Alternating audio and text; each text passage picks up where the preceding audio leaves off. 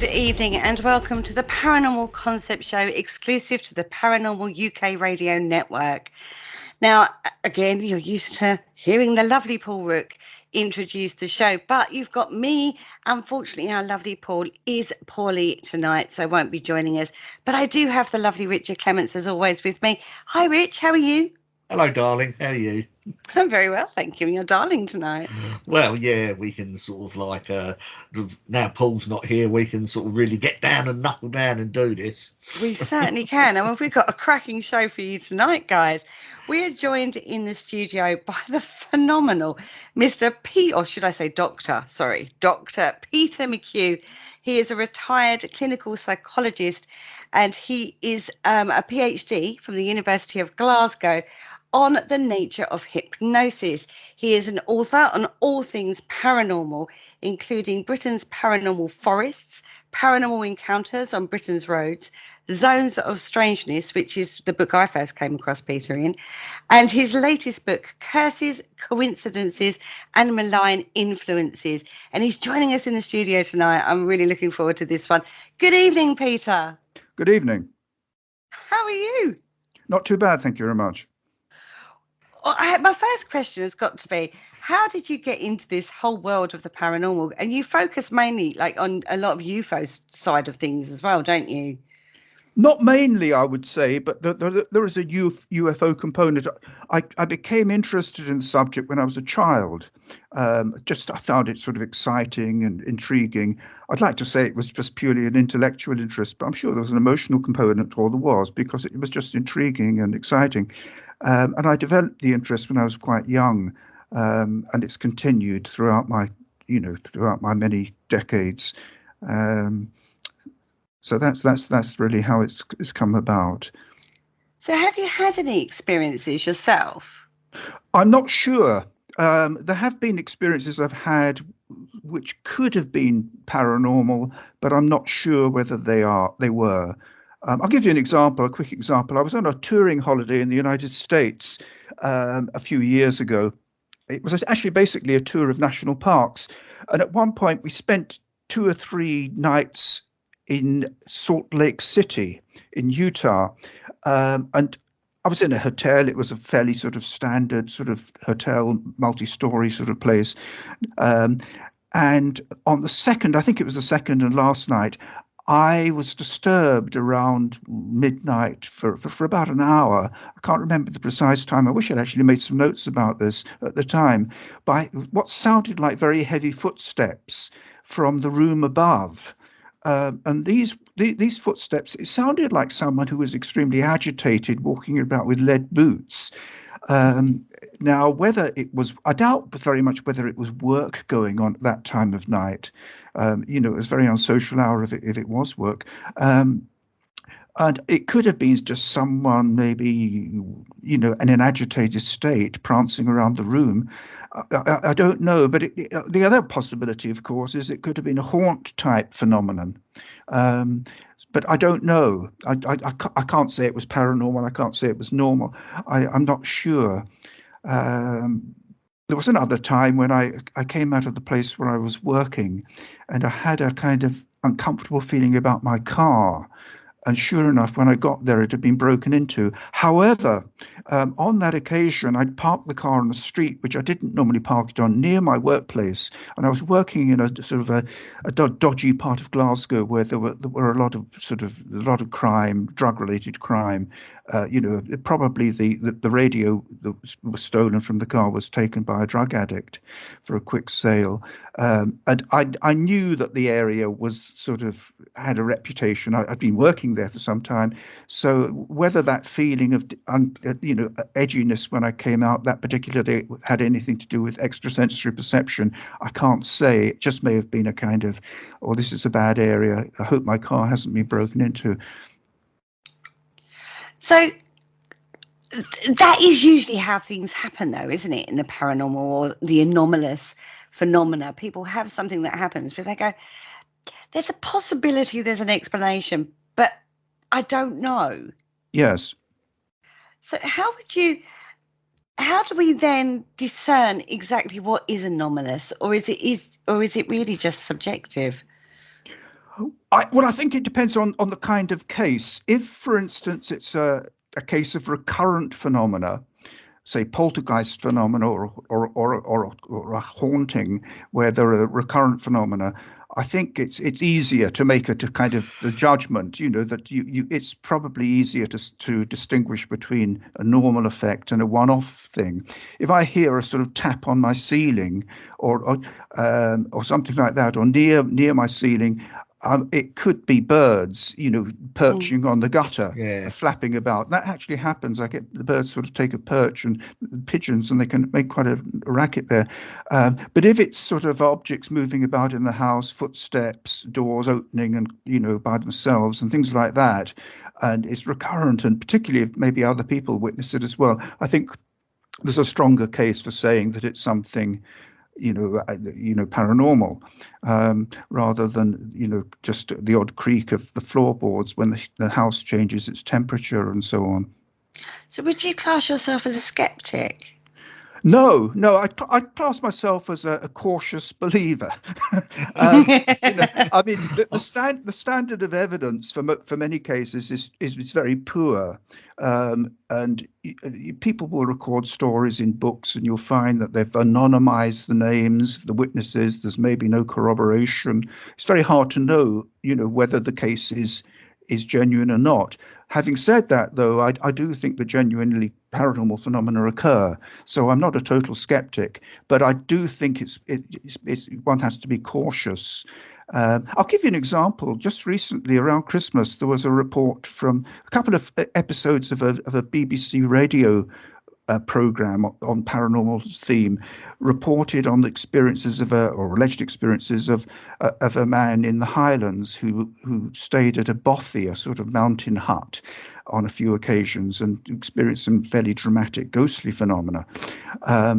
Now, the story was quite dramatic. There were supposedly other people involved at the time of these experiences, which were some years ago. I managed to find the details of this person who appeared on the radio show on Facebook, and I wrote to him. I messaged him via Facebook, asking. I think I asked whether his these contacts he'd mentioned would be able to give testimony themselves. A friendly kind of message. It wasn't in any way a hostile message. No reply at all. No reply. That's over 2 months. And listening to the radio program, there's no corroboration in a sense. I mean, there are allegedly other witnesses, or were other witnesses, but it's one person's testimony. Now, that may well be, it could have been a genuine case, and the man, for some reason, just didn't fancy replying to my communication. I also communicated with the host of the program. There was a bit of ambiguity about the location in Glasgow of where the man had been living at that point. It mentioned a Gibson Street, but there are actually 2 Gibson Streets in Glasgow. And I queried with the host of the radio program which one it was, and I didn't get a reply from him either. So that's an example of how sometimes you can't get corroboration, or it's difficult to validate a story.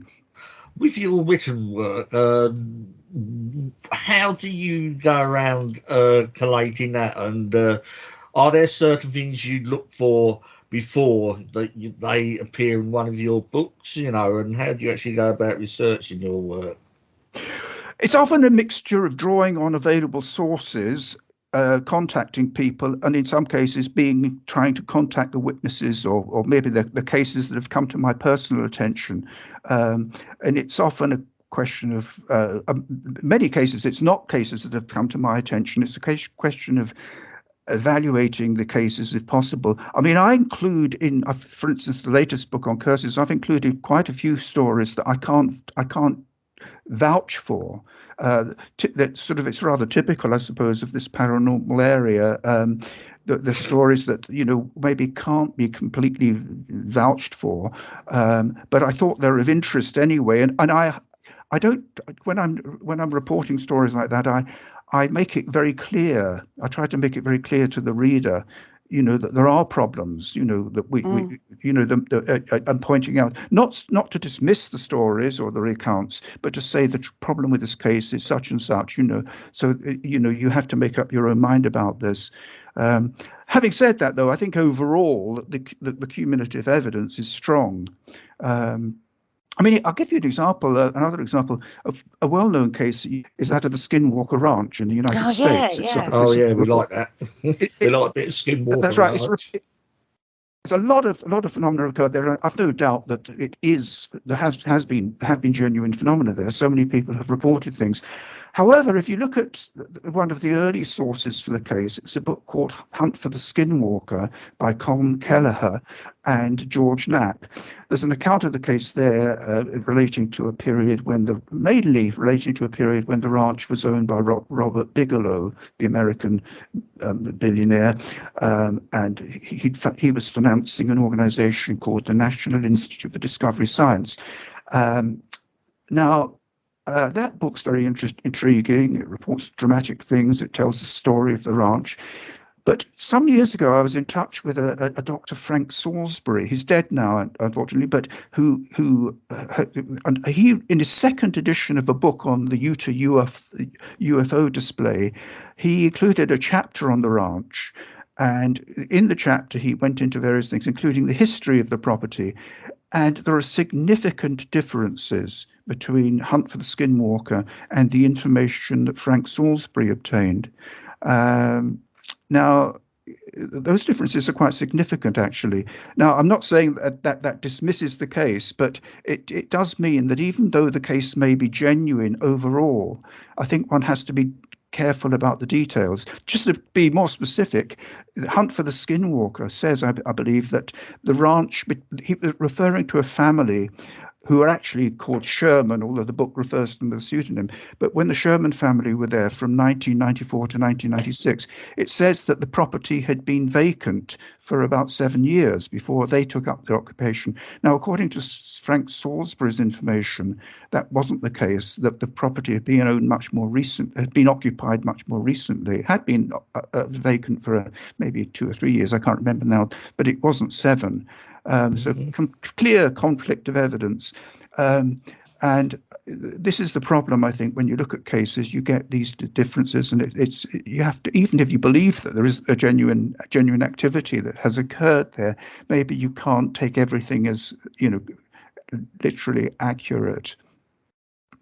It's the facts amongst the fiction, isn't it? That you've got to find the nuggets of fact that you... Yeah, I'm not sure if these are errors in Hunt for the Skinwalker, how they occurred, or whether there was even a degree of deliberate sort of, because they were trying to maintain the anonymity of the people concerned, whether they kind of reported things in such a way that it didn't give a completely accurate. I don't know. Another example I can give you is one from not far from me here in Glasgow. Well, I live just outside Glasgow, but there was a poltergeist case, a very active poltergeist case in the 70s in a place called Balornock on the north side of Glasgow. Now, this case was reported in a book by the late Professor Archie Roy, who was an astronomer by background, but he had a strong interest in psychical research. And he reported the case in a book he wrote in the 1980s, I think it was. And he changed the names of the witnesses. At least he admitted he'd done that. But what he didn't tell the reader was that he'd also changed the name of the location. And he referred to the location as Maxwell Park, which actually, in my opinion, was very misleading, because in Glasgow there is a Maxwell Park, and it's on the south side of the city in a salubrious area called Pollock Shields, very different in character from Balornock, which is more of a working class area, and it's on the north side of Glasgow. This sort of changing a name without telling the reader that I've changed the name is unhelpful, I think. Can you imagine that if you, Kerry, for instance, you're based in London, let's say you'd got to hear about this case and you believed Archie Roy's account that it was Maxwell Park, and you decided to come up to Glasgow for a couple of days to research it, and you booked into a hotel on the south side of Glasgow, you went to the Maxwell Park area, you spent days trying to track down where this poltergeist case had occurred, and then you went back to London very disappointed, and then you discovered that Archie Roy had told a fib effectively in his book. But I think you'd be annoyed. If he were still alive, you might be tempted to send him a bill for your hotel and travel expenses. It's awful in this field. You get people writing things like, they'll say at the front of a book, all the incidents in this book are true, but we have changed some names and incidental details. Well, how can everything be true if incidental details have been changed? I mean, what's incidental? If you read that John Smith was an engineer, is that a slight falsehood? He was actually an accountant. So it's that kind of thing. That standard of reporting is sometimes poor. Is often poor, to be honest. So it's incredibly a difficult position being a researcher on cases when you've got these alleged alpha cases being changed originally in the first place, isn't it? I'm sorry, could you just repeat that? I didn't catch a bunch of words there. As it's very hard being a researcher when you're looking at the alpha case, when the alpha case has been changed originally. Yes. Anyway, I mean, Darren Ritson, this is actually how come we've managed to get in contact with you. So big shout out. Thank you, Darren. Absolutely fantastic. He obviously had the South Shields poltergeist and had to change certain details to protect the I can't say that word. Anonymity, my dear. Thank you very much. This is why Richard comes on your street. He fills in words that I can't say. To protect the people that the situation happened to, and yet did his best to maintain the integrity of the account. But like you said, there are plenty of other cases out there where it's really hard to work out what has been changed and what hasn't. Yes. What's, for you as a researcher, what's the key points of being able to do that if you do have a case? Well, if you don't know the true facts, when people will dispute anything that sort of is purportedly paranormal, and if you're reporting on it and you've been given incomplete or altered information, it may leave you uncertain, or the researcher, him or herself, uncertain, but it will also leave other people uncertain, and it certainly gives ammunition to the arch skeptics, doesn't it? If they can sort of highlight facts that there are a few facts that are different, few things that are wrong with the case. The implication that they're trying to maybe insert into someone else's mind is, if we can't believe this, what else can we believe?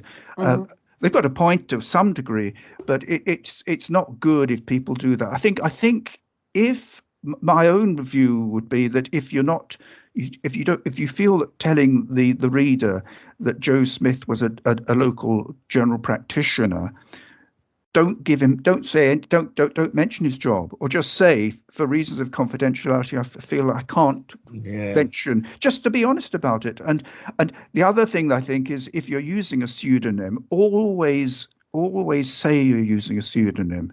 There are various ways you can do it. You can just put bracket pseudonym, or you can use an asterisk system. You can tell people at the beginning of a book maybe that names which have been changed have been highlighted an initial use with an asterisk. Again, that's an important thing, because if people have changed a name without telling you, you could send a letter to someone who doesn't actually exist. You could waste your time. It's a John Smith, and it's actually not John Smith. It's Martin Fisher or something. And you don't know. So I think people should always kind of say when they're using a pseudonym, and if they don't feel they can mention someone's job or something, or the precise part of Glasgow where someone lived or whatever, just say they can't do. They don't feel they can do that. I mean, Archie Roy, I don't know why he bothered changing details anyway, because details of this case appeared in the Glasgow Herald in the 1970s. So the case was already in the public domain. The names of the principal witnesses were in the public domain. But even if he did feel, despite that somehow if he mentioned the location, it would be injurious or damaging to the people, all he could say is, because of, just to safeguard the witnesses, I shan't mention the particular part of Glasgow that they lived in. Okay, that's honest. It makes it a bit vague, but it's not dishonest. It's not sending someone to Maxwell Park when it wasn't Maxwell Park at all. So that's I think just a decent standard of reporting, and frankness and honesty when being frank with people, and not sort of hiding things is much better than the sea of obfuscation. There's another area that this leads into very nicely, which is terminology. We've talked many times on this show about the definition of a word being changed over time. And one thing you do in your books is actually outline what you mean when you state a certain word or phrase. In your latest book, Curses, Coincidences, and Malign Influence, you actually in your introduction go into the terminology quite a lot in regards to what you mean when you state curse or malign influence or something. It's incredibly interesting, that particular side of things, because these words can be ambiguous, can't they, in meaning? Very much so. I mean, a good example is the word clairvoyance. It's used in a different way by spiritualists than it is by parapsychologists. In parapsychology, sort of experimental psychical research, if you read about an experimental clairvoyance, it's the clairvoyance it refers to gaining information about a physical situation somewhere else. With using ESP, but not telepathy. For instance, remote viewing, if I kind of sit down and I'm asked to kind of given coordinates or something and say what comes into my mind, and I accurately describe a nuclear bunker in some remote part of Russia, that could be classed as clairvoyance. But spiritualists use the word clairvoyance for when mediums supposedly receive messages from the dead. Mrs. Smith is with us tonight, and she'll be demonstrating clairvoyance. And what they mean is, receiving messages from the dead, which is actually not clairvoyance in the sense that it would be used in parapsychology. So that's one example. Another one interesting on terminology is the words haunting and the words poltergeist, the term poltergeist phenomena and hauntings. I think it's worth making a distinction between these two things. I mean, there is a considerable overlap in many cases, but I would define a haunting as a case involving recurrent place-linked paranormal phenomena, which may be largely sensory. It may be sounds, impressions, seeing things, whereas a poltergeist case is a recurrent case, maybe more short-lived, involving definite physical phenomena with objects being chucked about, that sort of thing. But you'll get people using an expression unnecessary and confusing the two terms.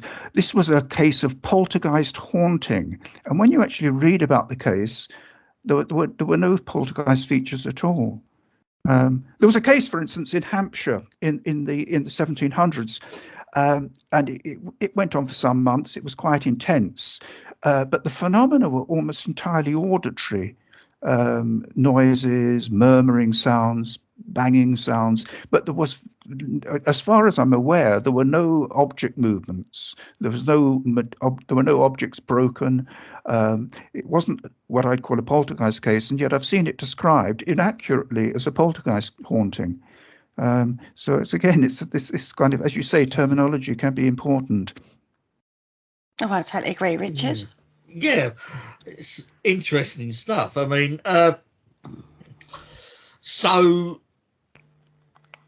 you would look for these little sorts of pointers when you're doing your own research then, I mean, and by the sounds of it, you don't want to take it all on board because you don't know what you're actually taking on. And well, I suppose what I'm trying to say is, how do you sort out the wheat from the chaff?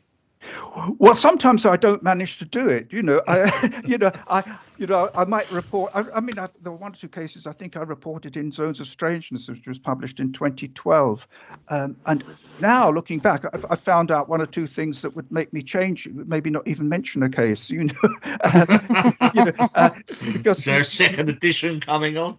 yeah, that's right. You think, well, hang on, I wish I could edit that out now, because you found more information which has sort of slightly called into question, something. And so it's difficult, this sorting the wheat from the chaff, as you say. I think the best thing is to be cautious and present things as without boring readers or listeners by keep endlessly saying alleged, reported, purportedly, that kind of thing, but just to throw in a few words like that now and again, just to make it sure that you can't necessarily guarantee the accuracy of the cases. I mean, in the latest book, Curses, Coincidences, and the Malign Influence, I've quoted some cases I've cited some cases mentioned by an American author called David Weatherly concerning black-eyed children. Yeah. And Right. these are intriguing cases, but a problem with them is that it's not very clear whether he's obtained much in the way of corroboration.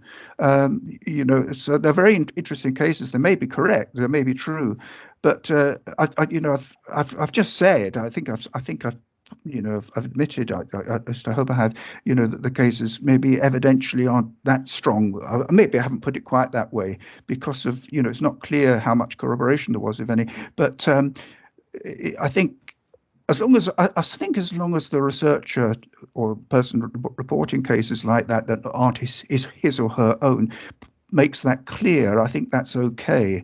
I don't think one should exclude from consideration any case that isn't watertight, because there wouldn't be that many, would there? No, they wouldn't actually at all. It's probably true of other things, isn't it? I mean, if you were reporting on nothing to do with paranormal about marital fidelity, if you could only sort of report cases where you were absolutely sure that the person had never been unfaithful, you might not have too many cases. I mean, that's not to prove infidelity, of course, but you might not know, so it might be hard to be sure about many cases. But so I think that's the problem, certainly with the paranormal. How do you view something like sort of the black-eyed children? Let's just take those as sort of like a thing. They're relatively modern on the scene. I mean, you sound like a bit like myself. I mean, you cut your paranormal teeth way back in the 70s or perhaps 60s, and ghosts were ghosts, and that was about it. And there wasn't sort of such a wide sort of putting them down into separate brackets like sort of black-eyed children, hat men, and Yes. dog man, and stuff like that. And how do you view that sort of and how that has progressed? Relatively modern. Yeah, I've mentioned David Weatherly, who's written a couple of books which are worth reading on this, the black-eyed children, and I've got another one here. It's called Strange Intruders, which covers things like that. Now, according to one or two skeptics, at least maybe more than one or two, the black-eyed child phenomenon goes back to the 1990s, and it's been suggested that it's an urban myth. It might help, actually, listeners, in case they're not familiar with this idea, if I just give a kind of a rough idea of what this black-eyed child encounter is. A typical encounter might be something like this: someone's alone in the home at night, so around sunset. There's a knocking on their door. I say a knocking rather than a ringing of the bell, because this has been reported in cases that the householder goes to the door, opens the door, and there are a couple of children there, maybe aged about 12 to 14, something like that. And they make, one of them acts as a spokesman and makes an unusual request, asks for them to come in, to use the phone or watch some television. Something doesn't really make sense. Now, let's say the householder is familiar with the local neighbour's children and doesn't recognise these kids and feels a bit uneasy and puzzled by their behaviour and what they're wanting and so on. Inquires a little bit to try to find a bit more to clarify what's going on, and instead of clarifying the situation, what the man is told or woman is told is basically a repetition of what they've said before. Look, mister, we just need to come in for a bit. We need you to invite us in, but without actually kind of really clarifying what they're doing and what they're about. And then the kids look up, and the person already feeling uneasy spots, total black eyes, maybe glinting because of reflection, but the eyes are completely black, and is horrified, shuts the door. The knocking on the door continues for a while. The householder retreats into his apartment or house, or her house or apartment, feeling quite traumatized and fearing that maybe there'll be another encounter with these kids. Now, that's a kind of perhaps a very typical sort of a scenario. And as I say, it's been suggested that this goes back to the 1990s, and it's perhaps a kind of a myth or a legend that arose because black-eyed children did appear, or black-eyed characters did appear in movies. I think Buffy the Vampire Slayer, for instance, and one or two films. And the critics will say it's a sort of urban myth. I don't know why they call them urban myths, because a lot of these things aren't really inherently to do with towns or cities, but according to David Weatherly, he's located accounts that go back quite a bit further, even predating internet and the television. Now, if that's the case, it may be that there have been cases of this type, that we haven't really heard much about, going back some time, and it's not just a new phenomenon from the 1990s. One suggestion, I think, has been aired, is that maybe some of these encounters, or are people who've purchased black contact lenses and are sort of pranksters.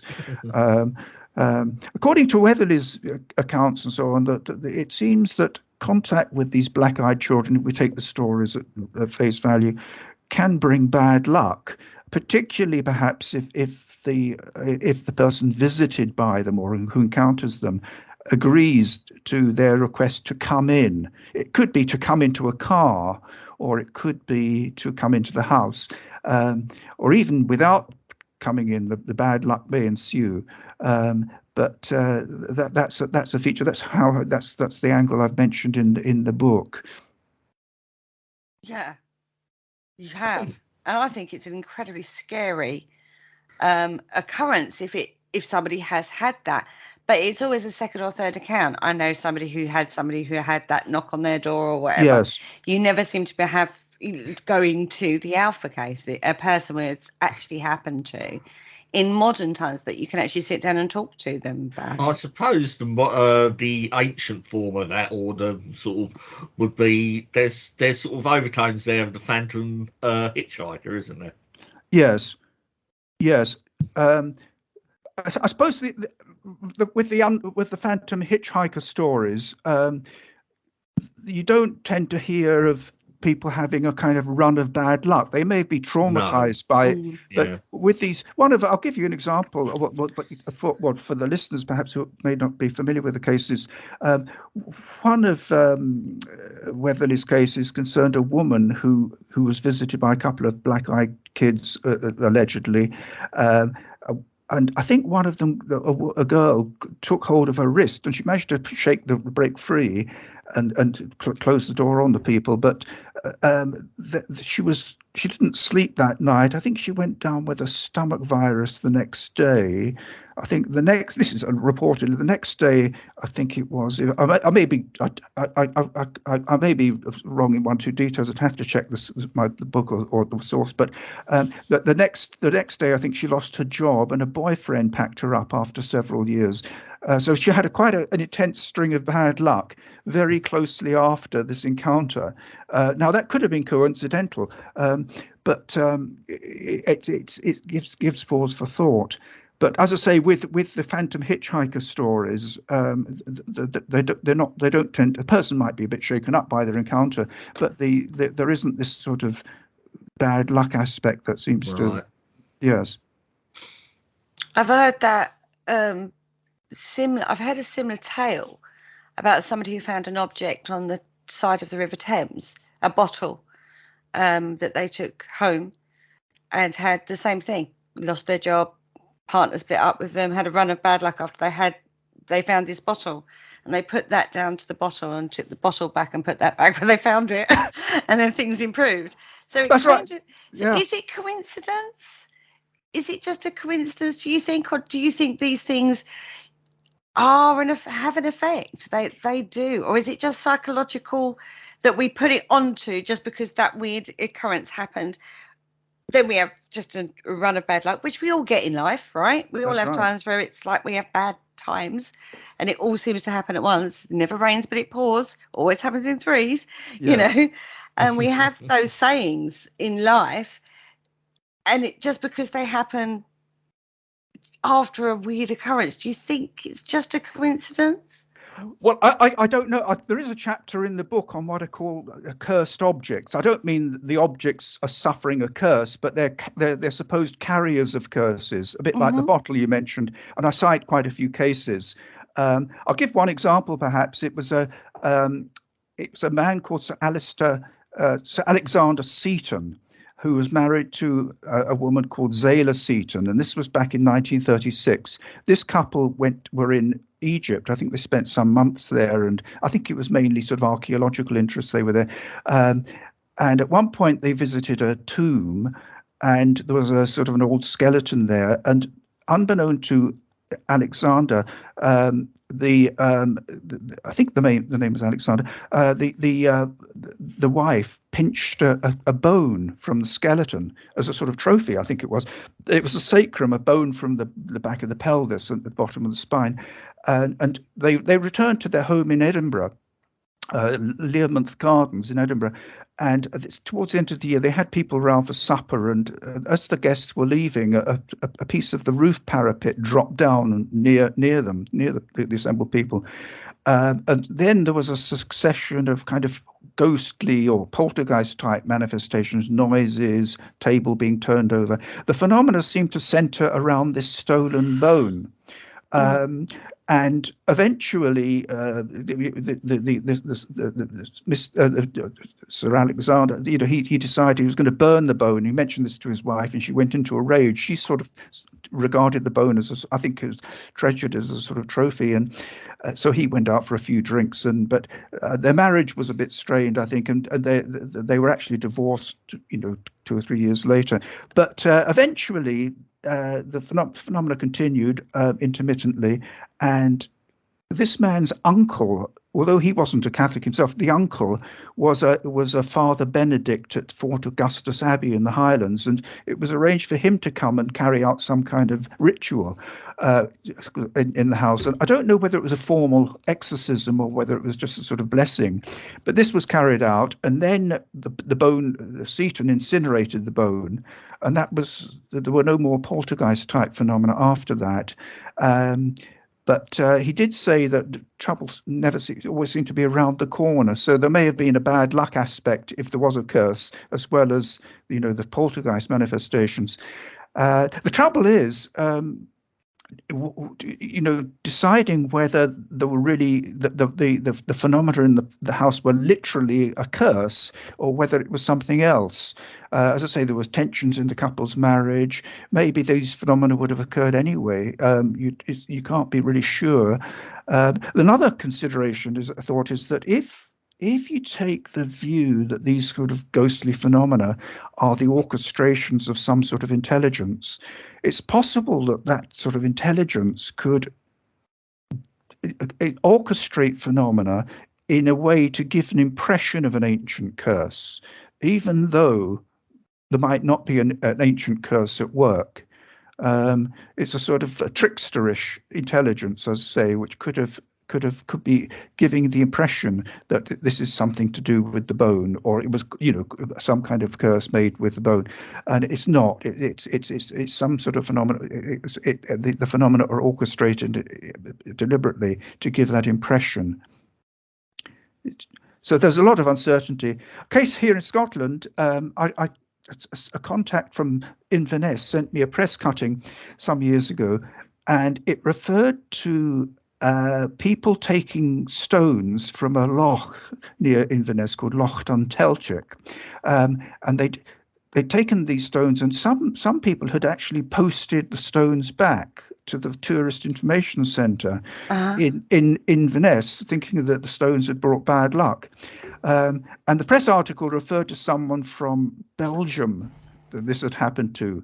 But in fact, I subsequently discovered, and this is one of those cases where I mentioned this, I think, in Zones of Strangeness, but I've subsequently discovered that this case about the Belgian man didn't involve the Loch Untitled. It was actually an area to the east of Inverness called the Clava Cairns. But he'd taken a stone from these ancient cairns, they go back about 4,000 years, taking it home to Belgium, and then experienced a string of bad luck. And had thinking that the bad luck in the family, that not just himself, I think the family had experienced bad luck. So he posted the stone back to the Tourist Information Centre. Similar thing has happened in Hawaii. Yes. There's a people have sometimes, of say volcanoes, national park, have to remove bits of coral or other material, and then felt that they're having bad luck and have posted stuff back, or even taken it back themselves. Peridot is very common. The trouble is, you don't know how many people have taken such items without experiencing the bad luck. Yeah, they're not going to admit it, are they? No. I've got some. I'm fine. It could be 10,000 people have done it, got away with it. But the cases where you have a bit of bad luck, you form a link and blame it on some sort of curse. So it's really hard to know. How much of this though is like, it's a bit like, right, they say that if you take a photograph of Robert the Doll, for example, alleged haunted doll, if you take a photograph without his permission, without asking permission, then you get a run of bad luck. And a lot of people have taken photographs and had a run of bad luck, and then apologized to the doll, and that's supposed to have alleviated the situation. How much of this is psychological? Because this is like what we know now is pretty much out there in paranormal circles and the paranormal media that's out there.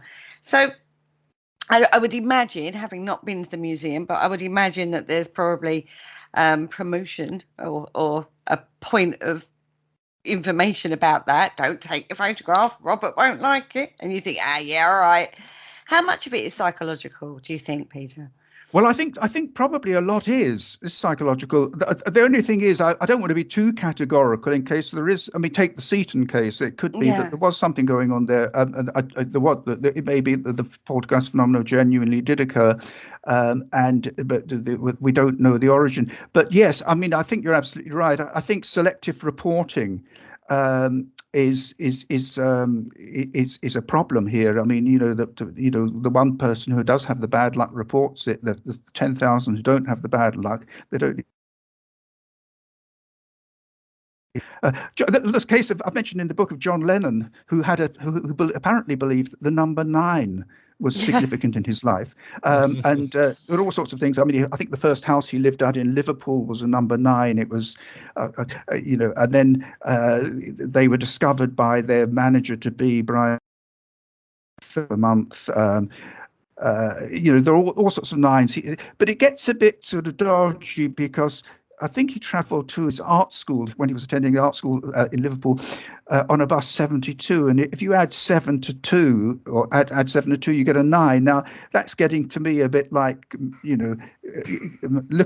trying to massage the data to fit the case, So I looked up the date of birth of Lennon's 2 sons, Julian and Sean, and I think it was Julian and Sean. I can't remember the first one now, but Julian and Sean. Yes, and I think that there is a sort of 9 in. I think one of them was born on the 9th of October or something, but the other one didn't have the obvious 9.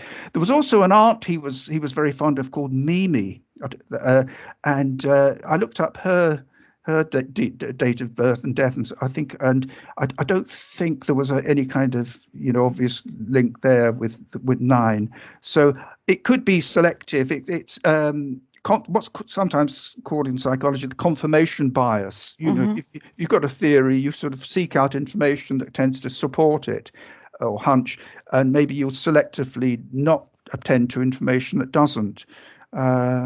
So yes, I agree with you that there's probably a significant psychological factor with this.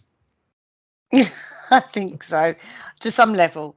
I'm not saying it's everything, but I think there Yes. is a lot of that because, as I say, you're talking about taking stuff away. I mean, the taking peridot away from Hawaii is well known in the metaphysical worlds as well as the spiritual worlds. It's a bad luck thing. You don't do it. Yes. Everybody, you shouldn't do that. Most definitely not. And I've even heard of that linked to East Drive, 30 East Drive. You shouldn't take any stones or anything away, and people have done that and then had bad luck. But that particular case is subjective all on its own. So I think now it's a very difficult scenario because the supernatural and the paranormal is so much more out there than it's ever been before. It's so much more accessible. And these stories self-perpetuate, don't they? Like we talked about the black-eyed children. That's a well-known tale amongst the paranormal people out there, should I say. It's very difficult, I think. You have to you find the same stories being regurgitated and come up no matter how often you put the right story out there or the well-researched theories out there. People don't seem to care or would listen. They're after the thrill factor. A point in question on that particular one is the Dybbuk box that you've talked about as well. Yes. Yes, that's right. Yeah. I agree with you that it is difficult, and with a lot of shows will kind of present stuff with mood music, drama, and people will kind of jump on things. I mean, go back to that case of that lodge, that bothy I was talking about in Scotland, the sort of supposedly haunted one. In the radio program, it was mentioned that when this witness who was interviewed and a companion were there, they saw a table with Christmas crackers. It was sort of a laid table, and the host seemed to assume that people had been about to have their Christmas dinner, had sort of suddenly abandoned the property, a bit like the people on the Mary Celeste, and yet. I mean, if I saw Christmas crackers around the festive season, I wouldn't necessarily think it was a meal literally on Christmas Day. I mean, people, if you're working in an office, you might have, in pre-COVID times at least, you might have a Christmas lunch, and it might be on Friday the 18th of December, not necessarily Christmas Day. So just to see that, say, a table laid up with Christmas crackers, but it adds a bit of drama if you interpret it that way, doesn't it? Christmas Day, the family or a family abandoned. Makes it all the more worse. This remote place in the Highlands, this must be something terrifying going on there, so it's yes. I find I can't bring myself to watch a lot of these shows now. I mean, I've only seen about 3 or maybe 2 or 3 episodes of Most Haunted. It's so ghastly, It just drama and the mood music. I hate the mood. Sometimes my hearing isn't perfect, and sometimes when it's booming music and so on, it's awful. Bless you, is all I'm going to say on that one. That's the amount of paranormal people that got into the paranormal because of that program is untrue. Believe it or not, I'll tell you another thing. Another pet. I've got loads of pet hates. I'm probably like a pet hate. I'm full of them. But one of my pet hates is this term ghost hunting. I can't stand the term. I mean, it's possibly because I'm a vegetarian and I don't like the idea of hunting at all. It sounds so predatory and kind of unpleasant. And it also kind of cheapens the subject. It sounds so unscientific, doesn't it? If you introduce me, say, and you said Peter is a well-known ghost hunter, I'd be embarrassed. I mean, it kind of makes you sound like someone running around with a T-shirt saying that you're from the Spooks investigations team or something.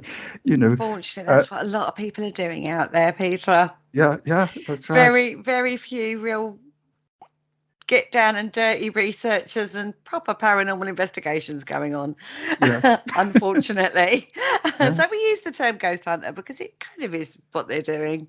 Yes. But no, someone like yourself is it's the more academic side, the research, the documentation, the, you know, finding the facts amongst all of the plethora of fiction that is out there and putting it out there. And unfortunately, you know, that's what we need. That's what tempers the running around in the dark with your torch screaming at a knock that could be the heating. You know what I mean? Which is, to be fair, a lot of what goes on out there, to be fair. A lot of it's difficult to know what to call yourself in this field, because some people call themselves ghost hunters. If you call yourself a psychical researcher, some people might not even know what that term means.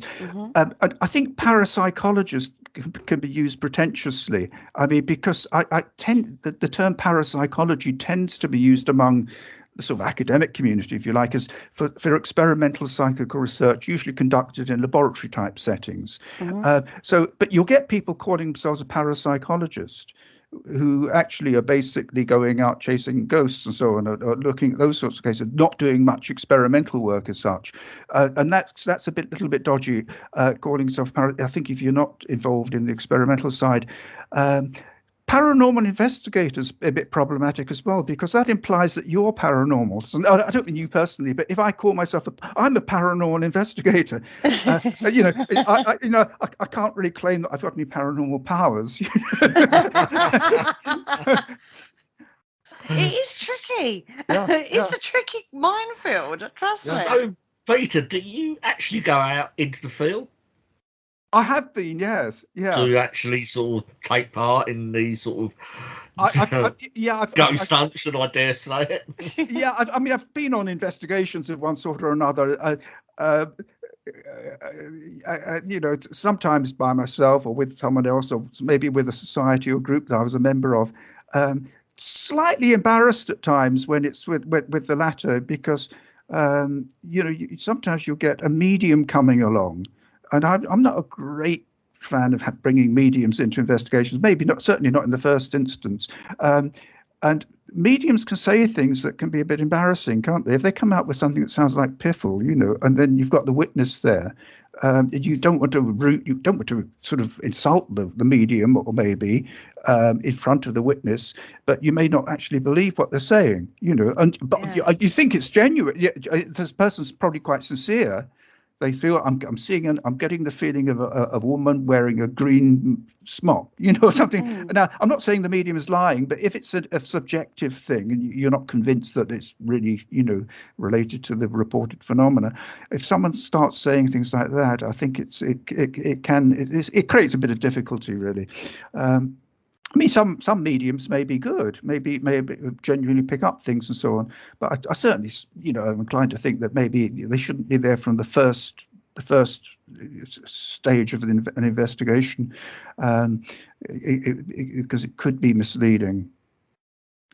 It's a funny thing. Another problem with this whole subject is with going back to pretentiousness, using the term parapsychology and so on. It's the language people use in books. I mean, you find that people are using pompous academic language that probably no one knows the meanings of the words, and it gives an impression of pretentiousness, I think. Fairy, instead of spelling it in the usual way, you get an archaic spelling of it. And you get words like apotropaic, undefined. Now, that means actually evil averting, but why not just, if you're going to use the word, put it in brackets what it means. So please do. Yeah, I would like to say, yeah, please do, guys. Because for me, I'm a normal, average kind of everyday girl, work in a shop during the day. This is my passion and my interest, the paranormal. That's how I got into it. And the amount of books I've bought, and then I'm having to Google, what does this mean? What does that mean? Or I'm trying to research something for myself, and I'm looking at a paper that someone's written. I can't understand. I know what they're trying to get at. Yes. But I'm having to spend half my time Googling what they're actually trying to say because they've used a big word. That's Layman right. term it. Tell us normal people what you're talking about, because we're interested. We want to know this stuff, right? That's right. And your work, that's why I find your work so interesting, because you put down the definitions of what you mean and you can read it. Yes. And understand it. And it's interesting. And there's cases. You detail cases that you've researched for yourself. It's absolutely phenomenal, because you're an academic person. You're academically minded. You look at things in that way, in a way that I probably wouldn't necessarily if I got a case. I mean, the excitement gets taken over and you go, oh my God, that's so exciting. But then you go, right, okay, so let's look at this. Let's bring it down to the alpha case. Let's look at the facts. Let's break it down and really think about this and use critical thinking is where I'm trying to go with this. And make it easy for a everyday person. It's just fascinating. I really like your style of writing. It's very, very easy. And like you say, use words that people can understand, folks, please. It's funny, I was looking at my book today and I was disappointed to see 2 consecutive sentences beginning with however. It's like you write something, you think it's okay, and then you look at it and then you see something like that. But probably not many people will notice. Now they will notice it now. I wouldn't have noticed, so don't worry. Yeah. If that's all you're worried about, God, we try, right? Don't we, Richard, occasionally? Well, we do try, yeah. Yeah. Don't always succeed in being very good, but we do have a go. Yes. We write blogs more than anything else, Peter. It's nothing major, just a little blog now and again. But it's really interesting to get a collection of cases together in one place. Before, you'd only get reference magazines and stuff like that, or you'd have to trawl through newspapers galore to get that, without the embellishment of the author putting on their, I don't know, their take on it. You know what I mean? It's sometimes the authors get too involved in the case, as you outline the case and then say, well, I don't know what's maybe happening here, but this is what I think. It's almost like a separate perspective on it. And Yes. I quite like that because it gives you that definition of this is the case, this is my thoughts, end of. Do you know what I mean? There's no more embellishment than that, guys. It's well worth a read, just for the collection of cases alone, let alone the integrity of Peter's work himself. It's absolutely phenomenal. Now, I want to take you onto a quick break right now because we're actually coming to the end of the first half of the show, would you believe? Yeah. Right. So we're going to take a quick break. And then when we come back, we're going to have a look at some of your other work. But the book we've been talking about mainly in the first half of the show is Curses, Coincidences and Malign Influence, where can they get that particular book? Is it on Amazon? Yeah, it's on Amazon. Yes. So go over, get that book, but join us right after this for more fascinating discussion.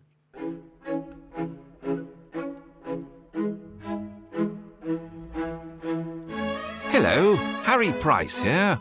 If there's nothing me and my friends enjoy more here on the other side, it is to sit back and relax and listen to the Paranormal Concept Show, right here on the PA UK radio network. Broadcasting a plethora of interesting and informative content for all your paranormal needs. Find them across social media to keep up to date with forthcoming shows and all their other adventures. Hello, is there anybody there? And welcome back to the Paranormal Concept Show, exclusive to the Paranormal UK radio network. And we're continuing our discussion with the fantastic Dr. Peter McCue in the studio, talking all things paranormal that he's researched and written about. And we talked about his latest book, Curses, Coincidences and Malign Influence, in the first half of the show. But in the second half of the show, we've got to talk about some of your other books because they're just as phenomenal as that particular book. Now, I first came across you reading Zones of Strangeness because we were talking about high strangeness, weren't we, Richard? Yes, it's sort of like it's the subject area I'm sort of, myself, I'm getting very sort of interested in. And I think the same goes for you, Kerry, isn't it?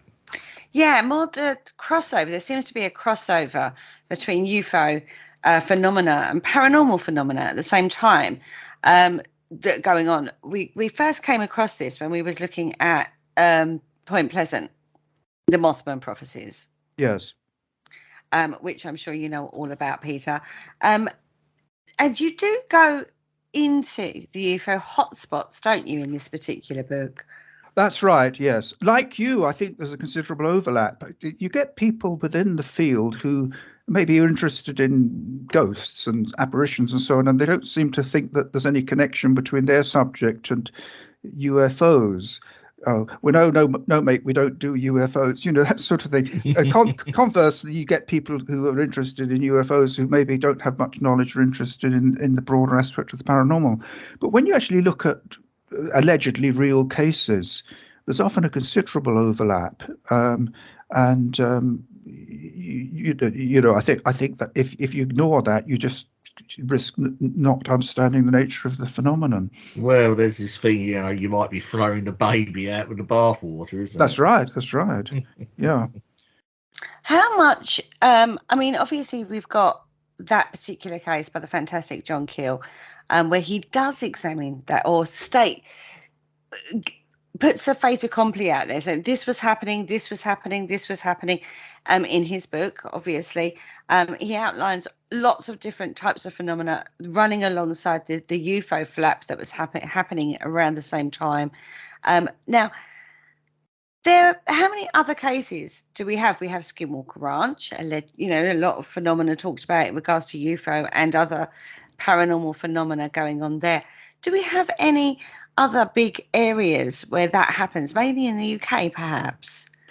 Yeah, there was one a kind of flap, of a UFO flap, as it's sometimes called, in Warminster, the Warminster area of Wiltshire in the mid-60s. There were reports of UFO sightings, but there were also reports of other events, ghostly experiences, and so on. They were highlighted by a local journalist, originally from Chelmsford, but he moved to Wiltshire, called Arthur Shuttlewood, and he wrote a series of books mainly focusing on the local phenomena, and people flocked to the area to go sky watching on the hills and so on, and had reported experiences. Skeptics have pointed out, though, that a lot of these manifestations may have been down to misperception or expectation, and that it's been suggested that Shuttlewood was himself was prone to maybe exaggeration, or perhaps a bit flowery in his presentation of things. So this so-called psychosocial view is that the reported phenomena could be explained in psychological terms, and there may have been a degree of hoaxing as well. There was in fact some hoaxing, but a deliberate hoaxing, but it was a so-called experimental hoaxing, but so that's an area where there was a mixture of phenomena. Another area in Britain that had a reputation for about a year, maybe a bit more than a year, primarily UFO phenomena, I think, but maybe other sort of like the paranormal aspects as well, was southwest Wales, the Pembrokeshire area. I think that was 1977, if I remember rightly. It's been suggested that the central and southern Pennine region of England some years ago was a bit of a hot spot. The problem is that some of the people who wrote about it were from the area, so it could be a degree that to some degree that people were reporting on local phenomena. And because they were articulate and writing stuff about it, it could have given an impression that the area was more of a hot spot than was a hot spot, when in fact it could be that a similar amount of activity is occurring elsewhere, or was occurring elsewhere, but wasn't being reported as much. So there's certainly places in Britain that, and certainly overseas as well, there have been other areas that have seen overlap phenomena. An intriguing book I read, I've got a copy of it. It's by Stan Gordon. It's on it's called the Pennsylvania UFO Bigfoot Silent Invasion. I think that's the title. I can't remember the exact subtitle. I'd have to get the book out to remind myself. But this book looks at a number of experiences that people in Pennsylvania had some years ago, where there seemed to be an overlap between Bigfoot phenomena and UFO manifestations. My own sort of suspicion is that with these, in such cases where they're genuine, that both the UFO phenomena and the other aspects may be kind of orchestrations of an intelligence that's able to produce phenomena that seem to be of a different color, as it were, but they're basically the same source. What are your views on there's another area of the UK which you write in your book, Cannock Chase? Right. Yes, as you probably know, Cannock Chase has sort of acquired a reputation for being a hotspot for various things. All sorts, yeah. All sorts. I suspect that there's a big psychological aspect to it, in a sense, in that if people hear about it, they go there looking into the sky, maybe they believe it's a real hotspot. They could maybe mistake things in the sky, planes and other things, for UFOs. Maybe some genuine things, but the other problem about Cannock Chase is whether the reported stories are true. Recently, for instance, I read a booklet by Lee Brickley on the black-eyed children of Cannock Chase, and he cites, I think, about 16 cases, but they're anonymous, and it's not, I'm not sure of his sources. So when you've got anonymous testimony with little information about the witnesses, it's very hard to come to a judgment. There have been suggestions with so-called Bigfoot sightings on Cannock Chase that there could have been some hoaxing. There was I saw a press report some years ago. It was titled something like "Bigfoot almost made me lose my baby," and a teenage pregnant woman was driving across the Chase or something, or in the area, and a sort of Bigfoot figure emerged and gave her a fright. And the newspaper speculated that this was someone in a sort of ape suit, attracted by the paper's offer of a free Indian meal. I think it was an Indian meal for someone who could send in a good picture or something along those lines. And it was that the implication was that this could have been a sort of hoax. Now, I don't know whether that accounts for all the reported sightings. It probably doesn't. But another thing about Cannock Chase is that if you think about the area, Cannock Chase is a sort of small sort of oasis of green in what's, the nearby area. A lot of it's very kind of built up. Yeah. So it may be that if you've got an area like that where people can get away from the built up area, they may go there, and it may act as a magnet, because there aren't too many other places nearby where you can get a bit of quiet and that sort of thing, darker skies and so on. Whereas if you're living in a more rural area, there might be a larger area where you can go for your recreation.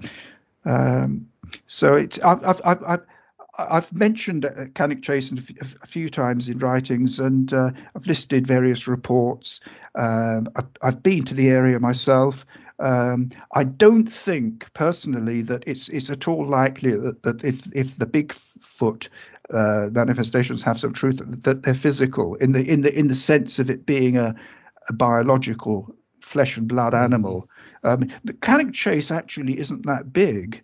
You can, I don't know whether you've been there yourself, but you can walk. I've driven over it, through it, so I haven't. There's one of the places I actually want to visit. Yeah. I mean, you can walk across the whole Chase in just a few hours. I did it once, actually. I went from the north side of it. I got to park my car at a place called Cannock Wood.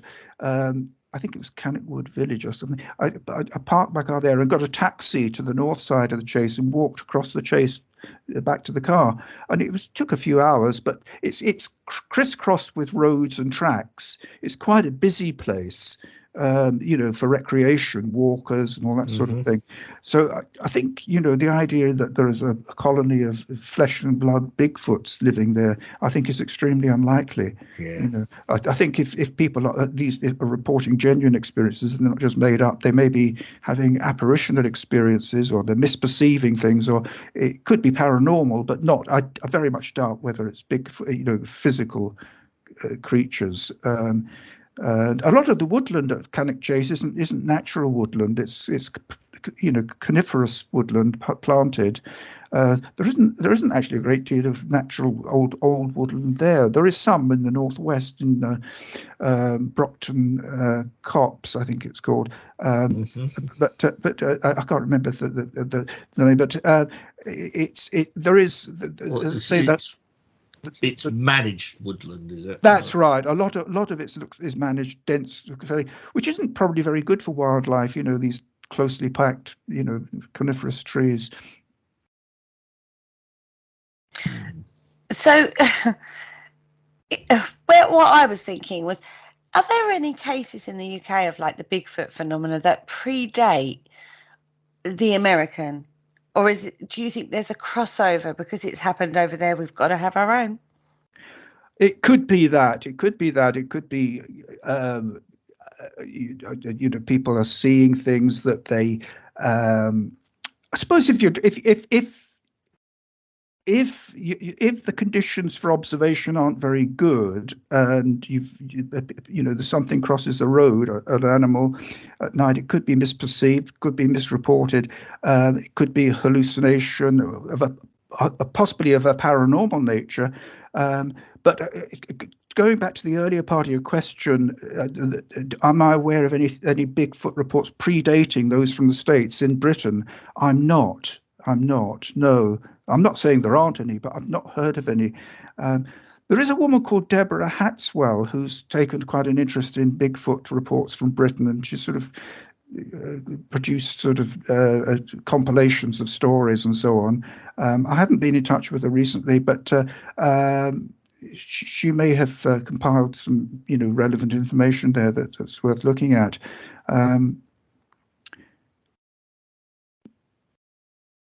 So that's the answer to that question. Really, we don't know, but probably not. Yes. Yeah. So so then you have to then consider that influence of another culture coming forward into ours, don't we? We have to consider that with our findings as well, whether or not it is just not a they've got it, so we've got to have it kind of scenario, but without even realizing it, as sort of like subconscious thing that all of a sudden we're getting that here. Do you not think? It could be. It could be. I just say I'm certainly, as far as a biological, flesh and blood. I mean, some people who are very interested in Bigfoot are sort of convinced that that these creatures in the Pacific Northwest are physical creatures, but basically resourceful but shy, flesh and blood creatures. But because of the terrain in Britain, I think it's most unlikely that Bigfoot sightings, those that have been reported, relate to a physical Bigfoot, an ordinary flesh and blood creature. When you consider that we've got very little natural, broadleaf woodland left, really, and even if you go to places like the New Forest, there is some broadleaf woodland there, but quite a bit of New Forest is heath, and there's coniferous woodland there as well. And as I say, Cannock Chase, there's a lot of coniferous woodland there. Busy place. New Forest is the same. I mean, you can't. I've been to the New Forest various times, and you can't actually get away from the sound of traffic anywhere, I think, in the New Forest. Even if you go for a walk in the sort of deeper parts, you can hear the rumble of cars and so on in the background and so on.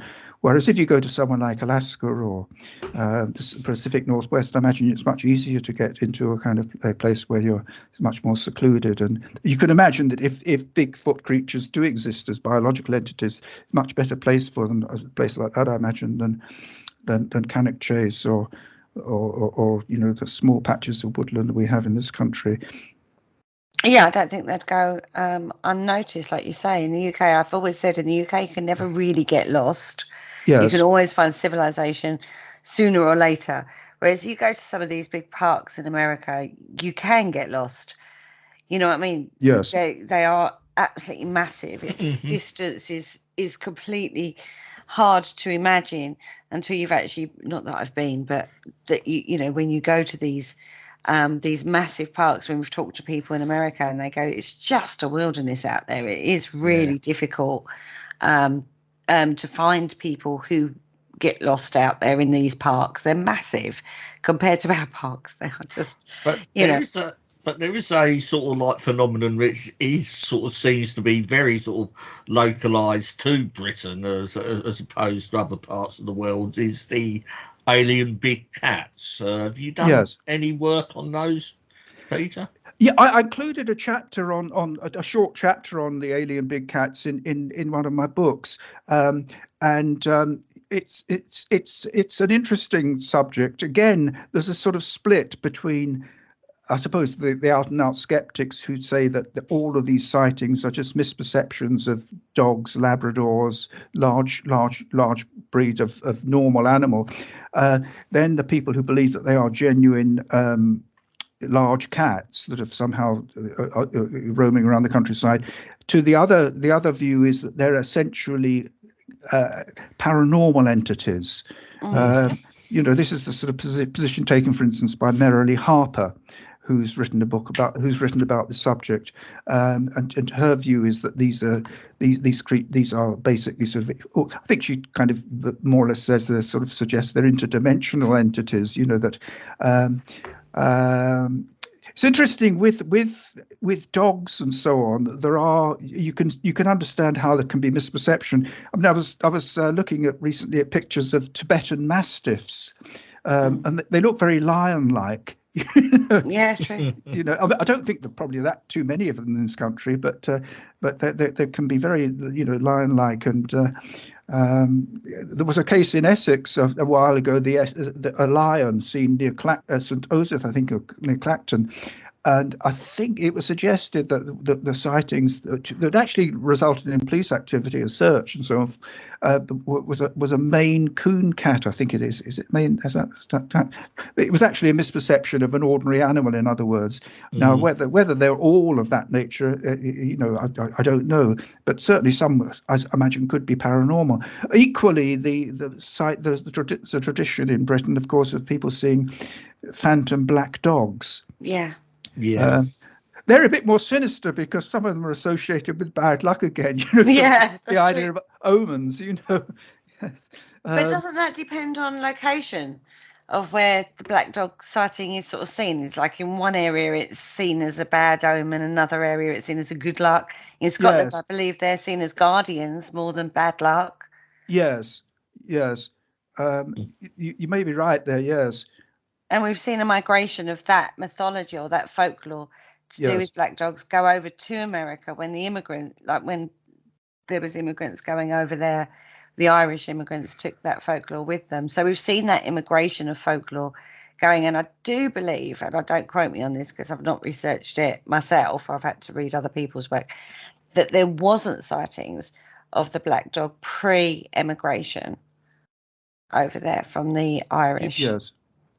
But who knows, right? Yes.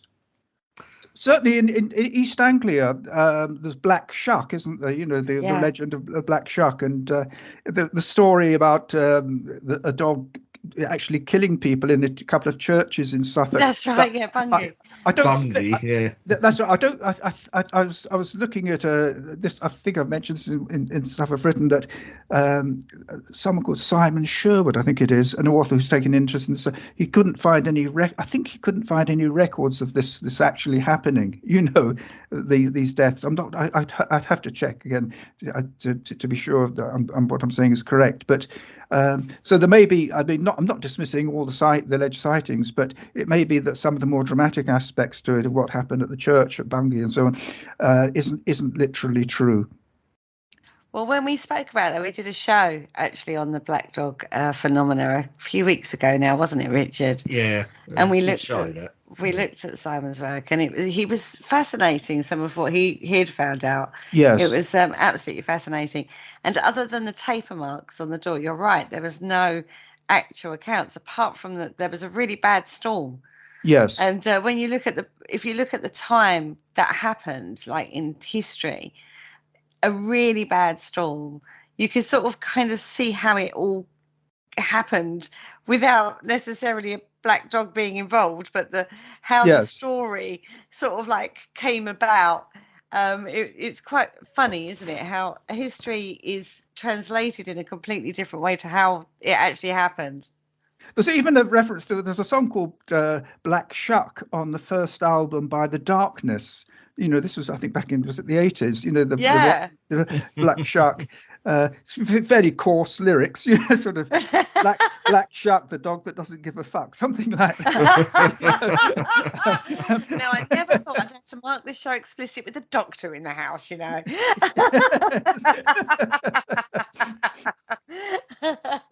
Gotta love the darkness, don't you?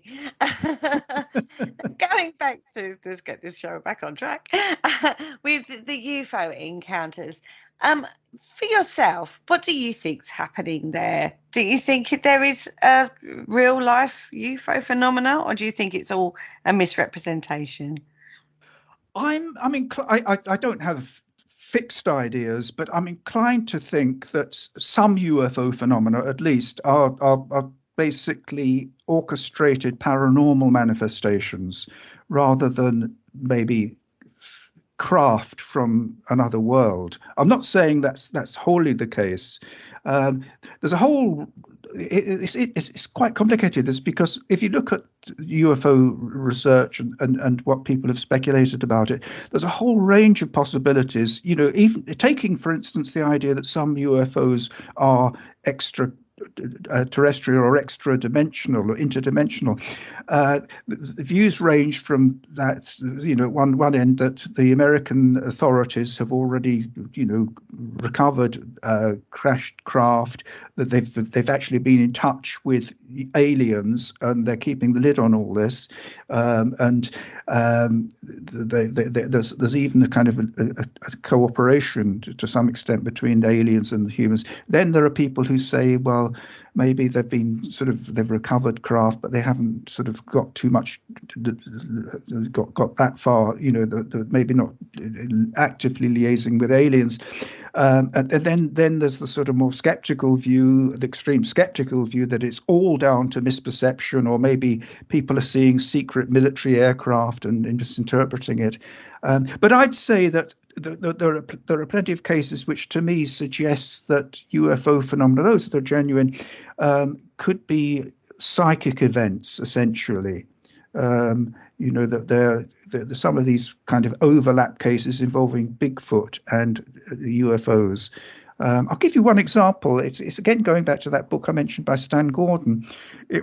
This happened in southwestern Pennsylvania. There was a UFO sighting. Quite a few people saw a sphere in the sky. I think it was a reddish sort of object. And a man whom Gordon refers to as Steve, I don't know if that's his real name, but he went to a farm owned by his father where the UFO seemed to have landed. And he's with a boy, and they saw a landed craft. And it wasn't the same shape as the thing seen in the sky, but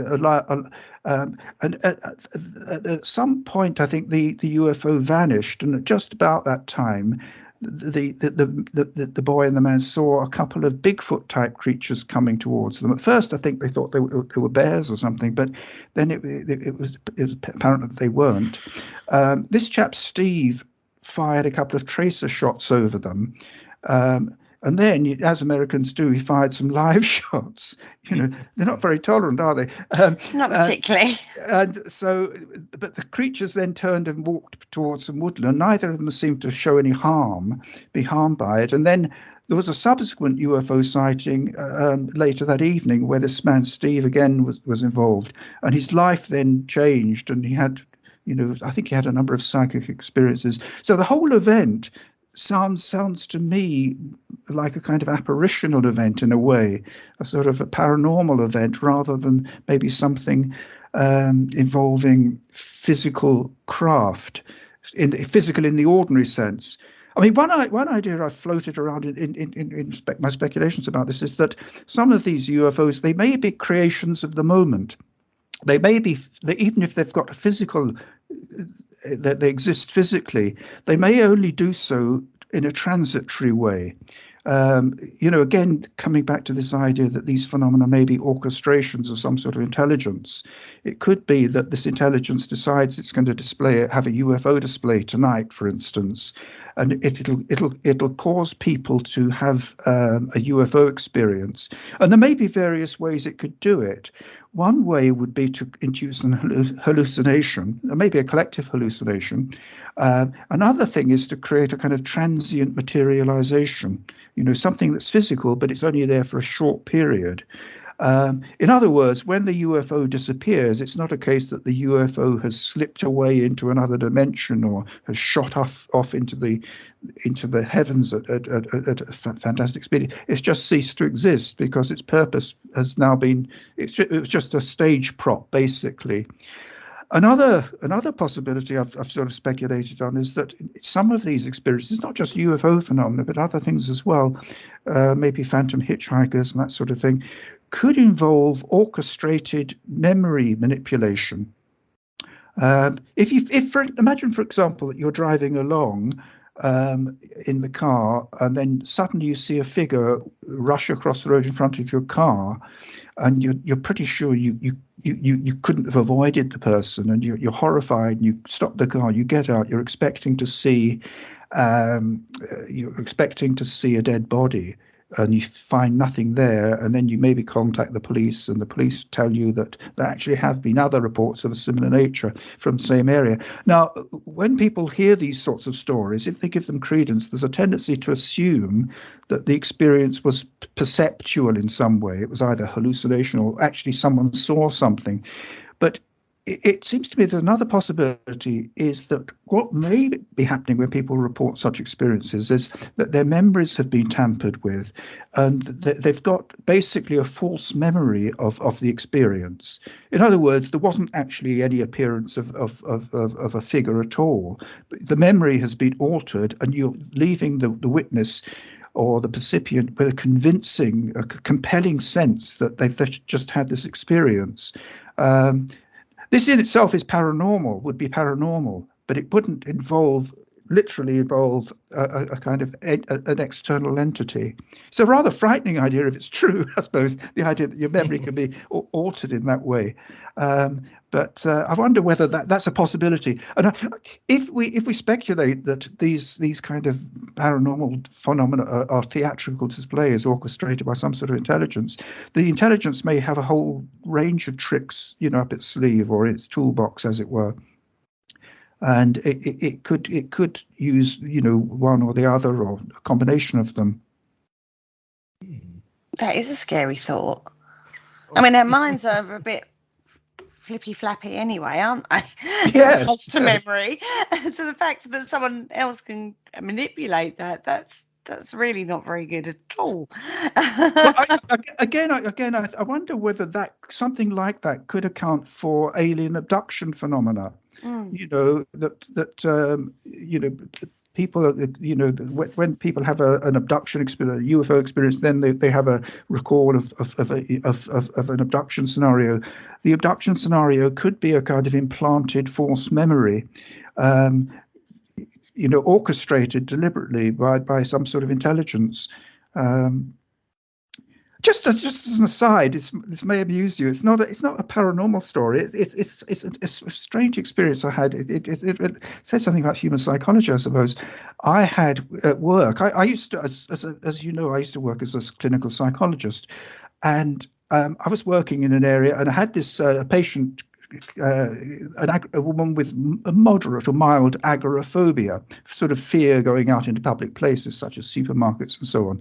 Now, quite a few of these patients with agoraphobia I saw at this particular place were probably more interested in chasing benefits than they were in getting over any alleged problem. But I think this woman was genuine. She was actually cooperative as well, which was nice. And I took her across to the local branch of ASDA.